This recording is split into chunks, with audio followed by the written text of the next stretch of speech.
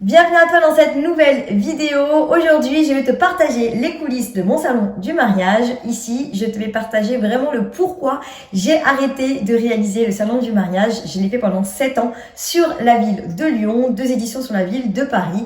Et aujourd'hui, j'ai vraiment envie de te partager un petit peu tout ça parce que c'est vrai que je reçois souvent des questions. Est-ce que ça me manque? Comment ça s'est passé, etc. Donc aujourd'hui, je te partage tout pour que tu puisses un petit peu en savoir plus.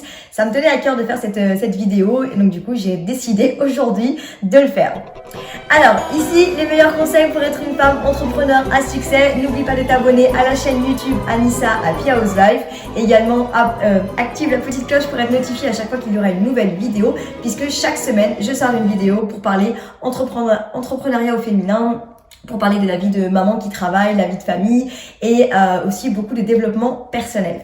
Je suis Anissa du blog Happy House Life et j'aide les femmes justement à entreprendre et avoir du succès dans leur entreprise tout en gardant une vie de famille équilibrée.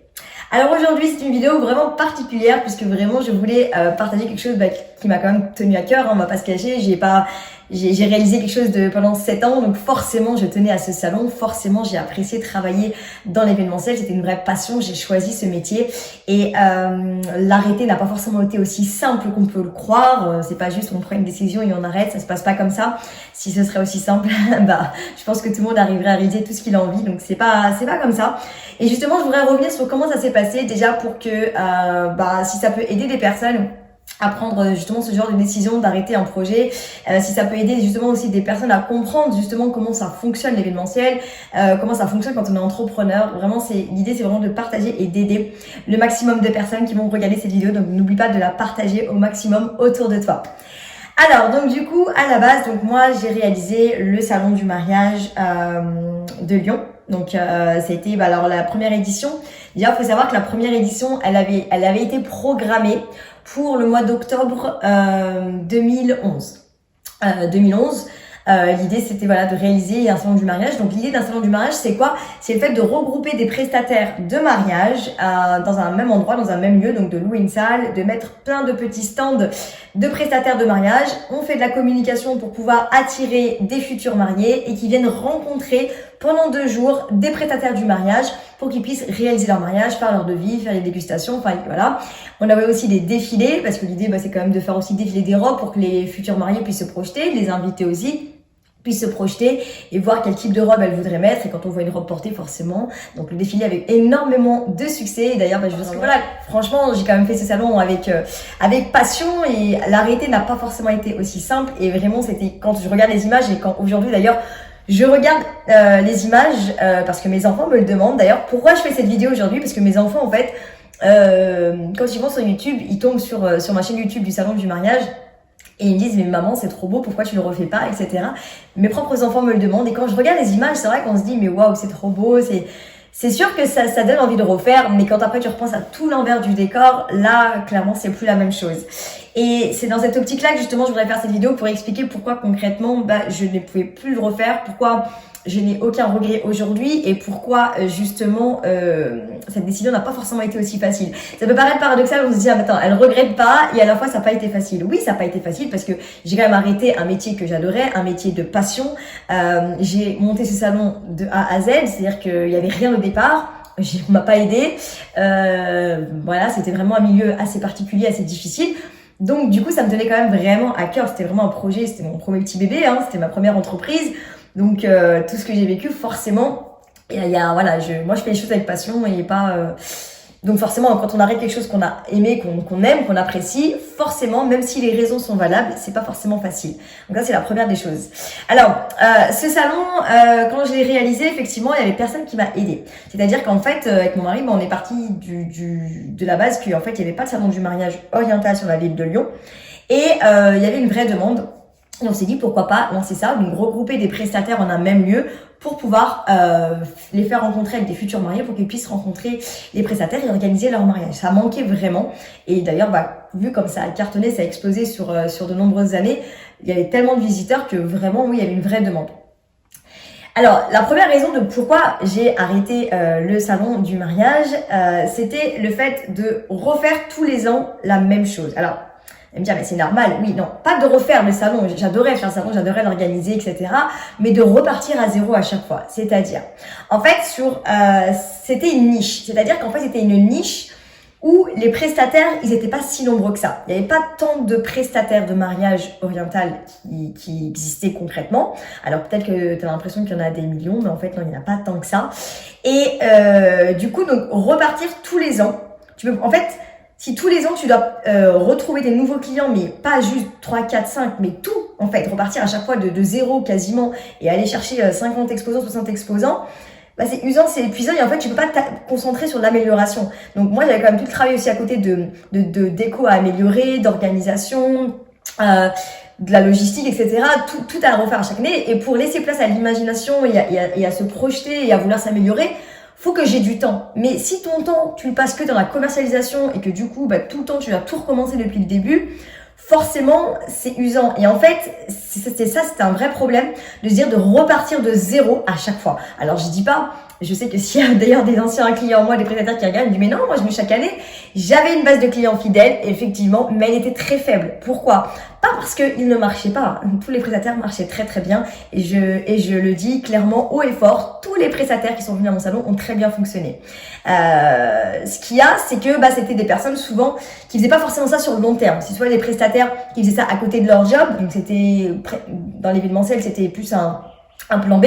Donc forcément, quand c'est un plan B, si tu as envie d'arrêter du jour au lendemain, voilà, t'arrêtes. Donc forcément, toi, ton client, il est pas là sur le long terme. Donc déjà, il y a la première des choses.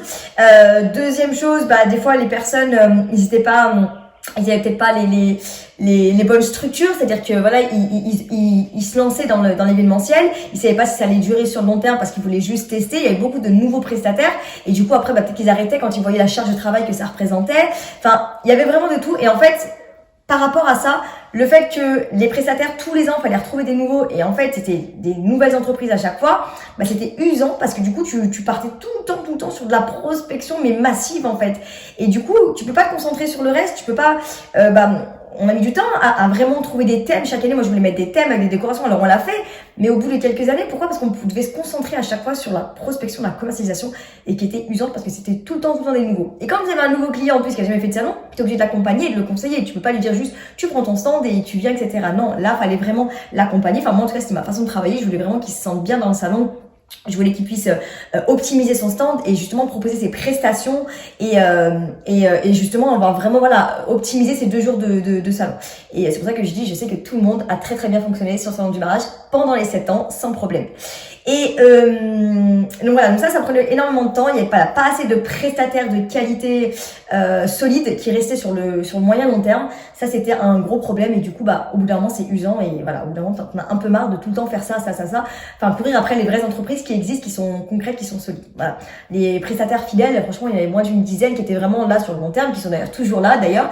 Et d'ailleurs le nombre d'entreprises que je me suis souvenu en fait de tous ceux qui ont fait mon salon pendant des années, il y en a plein, mais ils ont fait 1 an, 2 ans, et là ils sont plus existants. Enfin vraiment voilà, c'est avec ou sans salon, dans tous les cas, ils n'ont pas continué leurs prestations parce qu'ils se rendaient pas compte que l'événementiel c'est quand même du boulot. Ou pour d'autres raisons, peu importe, mais en tout cas voilà, c'était pas les entreprises qui restaient sur le long terme. Ça c'est la première raison qui franchement me manque pas du tout de toujours de devoir reconstituer une base de clientèle pour pouvoir proposer le salon et surtout le salon commençait à être bien connu sur la ville de Lyon, les gens avaient l'habitude, l'attendaient, donc ça c'était une partie un peu pénible. Deuxième raison aussi qui m'a fait arrêter le salon du mariage, c'était le manque, on va dire, de... en fait, ça découle un peu de la première raison, c'est-à-dire qu'en fait, le manque de solidité justement de cette base de clientèle, de toujours retrouver. Donc du coup, le temps que tu retrouves tes clients, qui te font confiance, qui valident, donc du coup, il manquait beaucoup de trésorerie dans l'entreprise. Donc ça, c'était très difficile à mettre en place. Donc du coup, je pouvais pas embaucher des salariés justement pour, par exemple, des commerciaux pour faire la partie, par exemple, commerciale avec moi, ou embaucher des personnes pour la logistique. Bon, même si j'adorais faire ça, la logistique, mais peu importe, je pouvais pas embaucher de personnes toute l'année. Donc ça veut dire que je faisais tout toute seule avec mon mari, mais qui avait un autre job aussi à côté, donc il faisait ça avec moi. Mais concrètement, on n'était que 2. On va dire 1,5, parce que mon mari, il a quand même un autre job à côté. Mais on va dire on était 2. D'accord? On était 2 personnes. Ça suffisait pas pour tout ce qu'il y avait à faire. Mais il n'y avait pas assez de trésorerie pour pouvoir embaucher quelqu'un avec nous pour pouvoir travailler. Et ça, c'était un vrai problème parce que du coup, quand je voyais les autres agences, les autres salons du mariage dans les autres villes, il y avait 4-5 employés. Donc bon, c'était des grosses structures, hein, c'était pas comme nous des petites structures. Bon, alors on a pu se débrouiller, ça s'est super bien passé, etc. Mais c'était usant à côté de ça, parce que non seulement tu peux pas embaucher d'autres personnes, t'as pas assez de trésorerie, et du coup tu dois tout faire tout seul. Donc ça m'amène à la troisième raison, justement, de pourquoi j'ai arrêté. On n'avait pas de vie, c'était usant, on travaillait 15 heures par jour du lundi au dimanche, quoi. Enfin, du mois de février jusqu'au mois de novembre, notre salon avait lieu en novembre chaque année. On travaillait 15 heures par jour. Enfin, allez, on va dire que l'été, on levait un peu le pied parce que les gens n'étaient pas là, donc voilà. Mais on travaillait tout le temps. On vivait, on respirait ce salon du mariage. Alors oui, quand on est passionné, on compte pas, mais au bout d'un moment, enfin, voilà, concrètement, t'as quand même envie d'avoir un petit peu autre chose et t'as quand même envie de souffler un peu et vraiment de profiter pleinement de ça. J'ai profité vraiment du salon du mariage des années après, quoi. Pas les premières années. Les premières années, c'était usant. Alors, j'apprécie mon salon quand je vois les vidéos, mais il était épuisant, finalement. Alors, les gens disent, mais attends, mais 2 jours de salon, tu travailles 8 mois? Bah oui, quand t'as pas d'employé, quand tu dois tout faire, tu dois tout anticiper, etc. Bah forcément, t'as 8 heures, logiquement, dans une journée, même si je bossais, entre 12 et 15 heures par jour. Au bout d'un moment, t'es épuisé, tu peux pas faire ça toute l'année non plus. C'est vraiment très, très fatigant. Donc ça aussi, ça a été une des raisons qui fait que, l'épuisement, c'est quelque chose, en fait, où t'as plus d'énergie. Donc du coup, après, tu prends plus le temps forcément de manger, de prendre soin de toi. T'es tout le temps énervé, parce que quand t'es fatigué, tu deviens énervé. Donc du coup, t'es pas agréable pour les autres. T'es pas agréable pour toi-même. Tu profites même pas de ta vie à côté. Donc ça, franchement, ça me manque pas. Ça me manque pas. Aujourd'hui, j'ai une vie beaucoup plus équilibrée, beaucoup plus stable. Et pourtant, j'ai 2 enfants en bas âge. Donc voilà, comme quoi c'est pas bon, maintenant ils sont un peu plus grands, mais je veux dire, quand ils sont arrivés, c'est compliqué quand même de pouvoir travailler dans un projet où il te bouffe toute ton énergie, tout ton temps, et qu'en plus derrière, tu vas en voir pour la 4e, 5e raison, je sais plus, 5e, 4e raison, je ne sais plus, où j'en suis, c'est en fait un peu l'ingratitude des personnes. Alors c'est pas grave si je fais un peu grincer les dents, c'est pas grave s'il y a des personnes qui vont se dire ouais non mais attends, qu'est-ce qu'elle veut dire par là, est-ce qu'elle me vise ou pas? Je vise personne en particulier, je fais de façon générale, il y a quand même pas tout le monde, pas tous mes clients, j'avais des clients juste géniaux, il y en a qui étaient formidables, mais il y a quand même une partie de personnes très ingrates dans le sens où ils se rendaient pas compte. Ils disaient mais attends, c'est que 2 jours de salon. C'est pas que 2 jours de salon, c'est 8 mois de travail pour pouvoir réaliser ce salon. Et d'ailleurs, on est en 2021 quand je tourne cette vidéo, j'ai arrêté les salons en 2017. À ce jour, je n'ai pas vu d'autres salons. Je parle pas des petits événements, je parle vraiment d'un grand salon. Alors aujourd'hui, l'événementiel, ça s'est arrêté avec le Covid, etc. C'est vrai, mais dans tous les cas, c'est quand même 8 mois de travail intense, énorme, pour pouvoir réaliser un salon de qualité. Enfin, je faisais pas un salon, un petit salon cheap. C'était vraiment un salon de qualité où on mettait vraiment tout notre cœur, toute notre énergie à faire ce salon-là. Et l'ingratitude des personnes qui disaient mais attends, c'est que 2 jours, c'est bon, tu peux faire ça. Et en fait, des fois, j'avais pas le temps de réaliser des fois des choses qu'on me demandait, ou par exemple, je sais pas, dans l'année, je sais pas, ne serait-ce que peut-être envoyer une facture, peut-être que je mettais peut-être 15 jours ou 3 semaines à envoyer une facture, mais parce que concrètement, je devais tout faire et c'était très très usant, fatigant, j'avais tellement de choses à gérer. Voilà, et quand tu vois l'ingratitude de certaines personnes, certains clients, au bout d'un moment, t'as plus envie, en fait. Tu dis, putain, moi, je me démène, je me défonce pour que ce salon se passe bien. Puis à la fin, les gens, ils tremballent et puis ils sont ingrats, ils se rendent même pas compte. Alors que eux, le moindre petit truc, s'ils sont pas payés pour faire ça, ou si, ils ont pas rentabilisé en 2 heures de salon, eux, ils vont venir grincer les dents. Donc, cette ingratitude de l'être humain que j'ai vraiment ressenti dans ce milieu d'événementiel, ça ne manque pas du tout. Et c'était une raison pourquoi j'ai arrêté, parce que j'ai pas envie de travailler comme ça. J'ai pas envie de travailler avec des personnes qui sont ingrates et qui ne reconnaissent pas le travail de l'autre. Alors, je dis pas, je ne dis pas de vénérer telle ou telle personne, mais juste le respect. Et le respect dans l'événementiel, il est pas forcément tout le temps présent. Pourquoi? Parce que les gens partent du principe qu'ils travaillent beaucoup, les gens partent du principe qu'ils font des heures pas possibles, etc. Et du coup, des fois, ils se rendent pas compte qu'en face, des fois, c'est des êtres humains et que nous aussi, on fait des heures pas possibles pour pouvoir se démener, pour pouvoir faire les choses. Et c'est pas que 2 jours de travail. C'est comme si je disais à un traiteur, non mais c'est bon, le mariage, c'est que samedi, quoi. C'est que samedi, je travaille 1 jour par semaine. Vous vous rendez compte, là? Mais moi, je trouverais ça hyper irrespectueux envers le traiteur. Il travaille pas 15 jours par semaine, le traiteur. Il fait ses courses, il fait les rendez-vous avec les clients, il fait peut-être des dégustations, il prépare les menus, il va faire les courses, il fait ses préparations, il charge les camions, ils aménagent ensuite le lieu, ils viennent super tôt le matin, ensuite toute la journée ils font les préparatifs, ensuite ils servent, ensuite ils débarrassent tout, ils rangent tout, le lendemain ils doivent tout ranger, ils doivent tout nettoyer, etc. Enfin, ils travaillent pas 15 jours. Et c'est exactement comme si je disais à un traiteur, non mais ça va, tu travailles 1 jour par semaine. Ça va, pourquoi tu te plains? C'est ça en fait. Donc moi c'était cette phrase-là. Alors c'est pas qu'une fois, je l'ai entendu, c'est tous les ans et des dizaines de fois. Quand quelqu'un il avait pas ce qu'il voulait, il t'envoyait ça en fait en pleine face.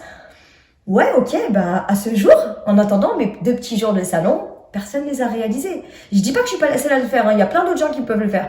Mais quand t'as peu de moyens, t'as pas d'employés, t'es vraiment que 2 personnes à faire ce salon-là, c'est pas donné à tout le monde parce que c'est pas évident forcément. Et cette ingratitude, eh ben je la supportais plus. Donc ça, bah voilà, aujourd'hui, ça ne manque pas du tout et ça a une des raisons aussi bien particulières qui m'a fait que j'ai voulu arrêter le salon du mariage. Heureusement, bien sûr, qu'il y avait des clients, d'autres clients qui étaient sympathiques, qui étaient avec qui il y a même des personnes qui sont devenues des amis, des clients qui sont devenus des amis au fur et à mesure de ce salon. Sur place, j'avais même des visiteurs qui me suivent d'ailleurs toujours sur les réseaux sociaux et à qui j'ai beaucoup apprécié les échanges. J'ai pu les aider à trouver même d'autres prestataires, à organiser leur mariage. Ça, cette partie-là, voilà, ça c'est très positif. Je vais pas vous parler que du négatif, hein, c'est pas le but, mais ça c'était quand même important de souligner parce que c'est vrai que les gens se rendent pas forcément compte. Et aujourd'hui, bah voilà, je préfère le dire aussi parce que même si c'est pas forcément beau à entendre, mais il faut dire tout aussi, parce que tout est beau, c'est pas tout est beau, et tout est pas tout, j'arrive plus. Tout n'est pas beau et tout rose dans la vie, mais par contre voilà, j'ai rencontré aussi des personnes géniales, autant que des visiteurs que certains clients, des prestataires aussi. Ça voilà, ça c'est très très positif. Et j'en garderai toujours un bon souvenir et ça me donne envie de refaire le salon. Mais juste cette partie-là, ces côtés positifs des personnes que j'ai rencontrées qui étaient voilà, qui sont juste top, qui sont toujours dans ma vie d'ailleurs aujourd'hui. La 6e raison de pourquoi j'ai arrêté le salon du mariage, c'était le fait que quand je suis devenue maman, le fait de pas pouvoir voir mes enfants, le fait de pas pouvoir me dire que je peux profiter d'eux, ça c'était le coup de grâce, c'était le coup final de se dire attends, je supporte tout ça de ce côté. J'ai pas le temps, je peux pas avoir ma famille comme je veux, je suis tout le temps fatiguée, je peux pas manger comme je veux, me laver les cheveux, enfin j'ai plus de vie, je respire, je vis salon et ça me prend beaucoup de temps. Et là, bim, je deviens maman en 2015. Je me dis, mais en fait, ça va être ça ma vie. Ça veut dire que je vais pas voir mon fils. Il va tout le temps être chez la nounou, enfin, je savais même pas à l'époque comment ça allait se passer, en fait, ou chez ma mère, c'était le coup de grâce de me dire, non, mais je peux pas arrêter, je peux pas continuer comme ça. Je peux pas continuer le salon du mariage si c'est au détriment de mon fils. Surtout, j'avais prévu de faire d'autres enfants à l'époque, donc je me suis dit, non, mais mes enfants ne peuvent pas subir ça. Faut savoir que, par exemple, vous savez, on collait des affiches. Vous savez, les grandes affiches fluo, la jaune, toutes les couleurs, ou même des affiches sur le mariage. Forcément, c'était moi et mon mari qu'on les collait, parce que, forcément, tu veux essayer de limiter les coûts, et quand tu peux pas, du coup, tu le fais toi-même, et puis au moins, t'es sûr que c'est bien fait, parce que des fois, tu sous-traites, certaines choses ne sont pas forcément faites, tu peux pas vérifier de partout. Et quand on est devenus parents et que, on continue à coller les affiches, ces affiches-là, on les collait la nuit, parce que c'est là où il y a moins de circulation, où tu peux t'arrêter et coller tes affiches. Et du coup, quand tu deviens parent et que t'as un bébé, tu peux pas faire ça la nuit. Non, il y en a un qui doit rester à la maison. Mais comment mon mari allait le faire tout seul? Mais il mettait beaucoup plus de temps à coller des affiches tout seul. Ça prenait énormément de temps. Quand t'es deux, ça va un peu plus vite quand même. Donc ça aussi, ça a été une des raisons on s'est dit, mais on peut pas continuer comme ça. C'est juste pas possible. On n'a pas de vie. Ça veut dire que lui, donc la nuit, il va coller. Moi, la nuit, je m'occupe du petit. Puis la journée, on est crevé. On doit quand même continuer à préparer le salon. Donc tout ça aussi, cet élément déclencheur quand je suis devenue maman, ça a été le truc où je me suis dit, non, ça y est, je vais arrêter. Je sais pas comment, mais il faut que j'arrête. Et après, il y a toute cette partie où, même si c'était une évidence d'arrêter le salon du mariage parce que forcément, il y avait plus rien qui me tenait. Enfin, il y avait cette passion de l'événementiel, oui, mais tout le reste était en train de prendre le dessus par rapport à cette passion de l'événementiel. Mais c'était dur d'accepter de se dire, tout ce que j'ai bâti, je dois l'arrêter. Tout ce que j'ai créé, alors je suis partie de rien, je suis partie vraiment de zéro, j'avais zéro réseau, zéro contact, zéro dans le mariage, j'avais vraiment rien du tout, je suis partie de zéro. C'était ma première entreprise en plus, donc je découvrais le monde de l'entrepreneuriat, mais vraiment je partais de rien du tout et de me dire il faut que j'arrête. Même si les raisons, elles étaient évidentes, il fallait que j'arrête, j'étais convaincue que c'était ça, mais j'avais du mal à l'accepter. Quand j'ai eu mon deuxième garçon en 2017, j'avais déjà ces raisons-là qui résonnaient en moi. Et je me suis dit en juin, j'ai eu Adem et là je me suis dit il faut que j'arrête l'événementiel, faut que j'arrête. Mais comment je vais faire, voilà. Et en fait cette année-là j'étais en train de me dire c'est la dernière année. Mais je voulais pas encore l'annoncer. Pourquoi? Parce que je l'acceptais pas encore. C'est pas que j'avais peur de ce qu'on allait dire. Dans tous les cas ça je l'assumais parfaitement ma décision. Mais j'étais pas encore sûre en fait à 100% de moi. C'est-à-dire que j'étais pas peut-être convaincue encore à 100%, peut-être que, tu vois. Et arrivé septembre-octobre, tellement de choses se sont passées. Les gens En fait, l'ingratitude était encore plus que ça. La pression montait encore plus. Le fait de pouvoir courir dans tous les sens et qu'alors tu as 2 enfants à gérer, etc. Là, en fait, entre septembre et novembre 2017, c'était tellement le chaos que je me suis dit non mais je peux pas accepter ça, je peux pas faire subir ça à mes enfants. La pression d'être tout le temps, bah voilà, jamais là, balader de partout parce qu'il fallait qu'on puisse continuer à travailler et tu peux pas reposer sur quelqu'un d'autre. Et en fait, là, en septembre, je me suis dit, ça y est, c'est la dernière année. Et j'ai commencé à le dire. J'ai commencé à le dire pour que les gens puissent comprendre. Et tout le monde me dit, ah, mais c'est bon, je suis sûre que c'est pas vrai. Tu dis ça parce que là, t'es fatiguée, c'est normal, tu viens d'avoir un bébé, etc. T'en peux plus, etc. Et je disais de façon très sereine, non, ça y est, c'est la dernière année. Mais j'insistais pas. J'étais pas en train de me justifier. J'ai pas été justifiée de pourquoi à l'époque. Pour ça, peut-être que j'ai peut-être besoin de faire cette vidéo aujourd'hui, je ne sais pas. Mais je me suis pas justifiée. J'ai pas... En fait, je le disais d'ailleurs aux clients quand ils me posaient la question pour leur expliquer, ben voilà, c'est la dernière année. Mais j'ai pas été me justifier de partout, j'ai pas été le dire sur les réseaux sociaux, j'ai pas été... Pourquoi? Parce qu'en fait, je voulais pas justement devoir quelque chose et me justifier de le dire. Je voulais arrêter. Je le disais à celui qui voulait bien l'entendre, mais j'étais pas là pour convaincre les gens de me croire. Ça peut pas... Mais en fait, parce que c'était ma décision. Parce que si tu commences à te justifier, en fait... Bah du coup ça veut dire que t'as l'impression que peut-être ta décision elle est pas bonne. Ah mince, attends, est-ce que c'est bon ou pas? Est-ce que je peux vraiment arrêter? Non, en fait j'ai pris la décision. Je l'accepte, ça y est, c'est réglé.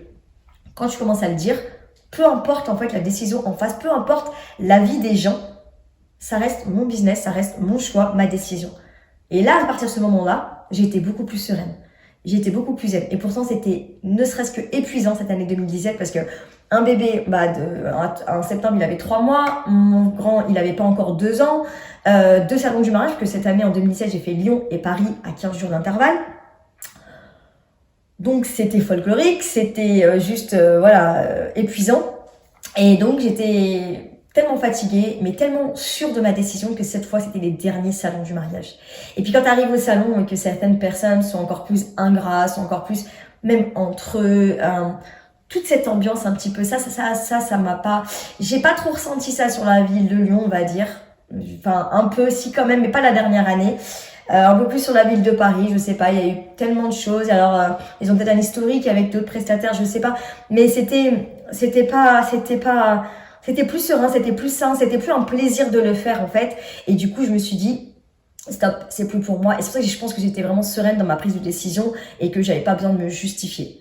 Et du coup, une fois qu'on a fait les 2 derniers salons, ça y est, je savais que je tournais la page. Et bizarrement, oui, je n'ai jamais regretté cette décision. Enfin, bizarrement, non. Je pense que quand tu prends une décision, que tu t'y tiens et que tu ne justifies pas, et que tu sais que toi, tu as les bonnes raisons, les bons arguments, et que tu as vraiment pris le temps de façon réfléchie, tu peux pas regretter. Parce qu'en fait, tu sais pourquoi tu as fait ça. Et ensuite, j'ai été jusqu'au bout de cette décision, puisque j'ai plus refait. Il y a des personnes qui m'ont posé la question, qui ont attendu, qui ont mis dans la tête tu vas changer d'avis, etc. J'ai jamais changé d'avis jusque-là. Je me suis dit que ça me manquerait. Oui, parfois, ça me manque, mais le côté magique, le côté beau, qu'on voyait le 2 jours, mais un projet, c'est pas que le côté beau. Et le problème, c'est que dans le salon du mariage, en tout cas dans cette niche, moi, que je faisais, les aspects négatifs ont trop pris le dessus par rapport au côté positif. Et du coup, en fait, après, au bout d'un moment, tu peux plus. Du coup, voilà, quand c'est plus équilibré, quand le négatif, il a pris le dessus par rapport au positif, voilà, si ça s'équilibrait, parce que bien sûr, il y a des choses qu'on n'aime pas, qu'on veut pas, etc., dans tout projet. Mais le problème, c'est quand dans un projet professionnel ou perso, peu importe d'ailleurs, si les aspects négatifs dépassent le côté positif, c'est que c'est plus bon, c'est plus pour toi. Et que du coup, tu dois passer à autre chose. Faut qu'il y ait un équilibre. Il y a des choses qu'on aime faire, des choses qu'on n'aime pas faire, il n'y a pas de problème. Mais il faut que ce soit équilibré. Et là, c'était pas du tout équilibré. C'était vraiment, tu vois. Donc, au bout d'un moment, voilà. Et aujourd'hui, on est en 2021, donc ça va faire bientôt 4 ans que j'ai arrêté.